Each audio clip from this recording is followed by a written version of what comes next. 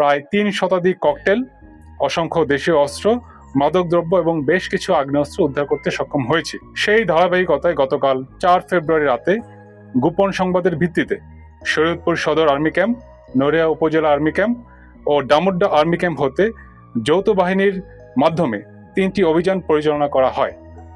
শরীয়তপুর সদর army camp হতে major Sajidur রহমানের নেতৃত্বে বাংলাদেশ সেনাবাহিনী ও বাংলাদেশ পুলিশের একটি আভিযানিক দল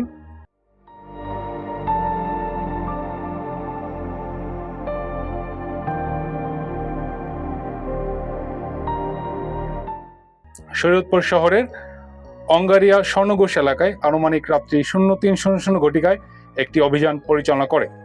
উক্ত অভিযানে একটি টমাহক শটগান, 2টি AK.22 bore semi automatic rifle, 3টি magazine, 71 round shotgun ammunition, 57 round rifle .22 barrel ammunition, 12 round 9mm pistol ammunition, একটি বিদেশি ডেকার এবং 3 বোতল বিদেশি মদ এবং মাদকদ্রব্য গ্রহণের সরঞ্জামাদি উদ্ধার করে।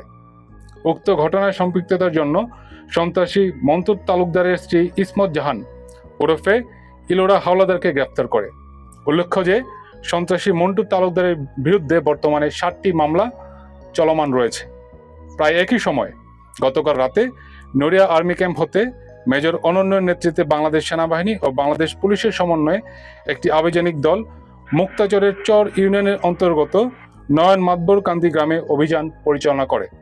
উক্ত অভিযানে একটি 1 বন্দুক, 7টি কার্তুজ, 3টি রামদা, একটি চাইনিজ কুড়াল উদ্ধার করা হয় এবং উক্ত ঘটনায় সম্পৃক্তের জন্য রাব্বি মুলরকে আটক করা হয়।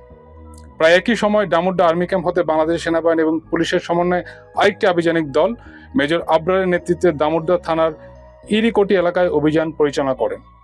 উক্ত অভিযানে একটি ইলেকট্রিক শক মেশিন, 2টি চাইনিজ কুড়াল, 2টি চাপাতি এবং 2টি ছুরি উদ্ধার করে।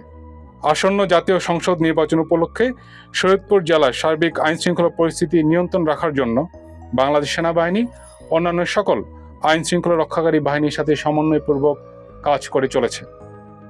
জননিরাপত্তা নিশ্চিত করার লক্ষ্যে বাংলাদেশ সেনাবাহিনী ভবিষ্যতে এ ধরনের আভিযানিক কার্যক্রম পরিচালনা অব্যাহত রাখবে।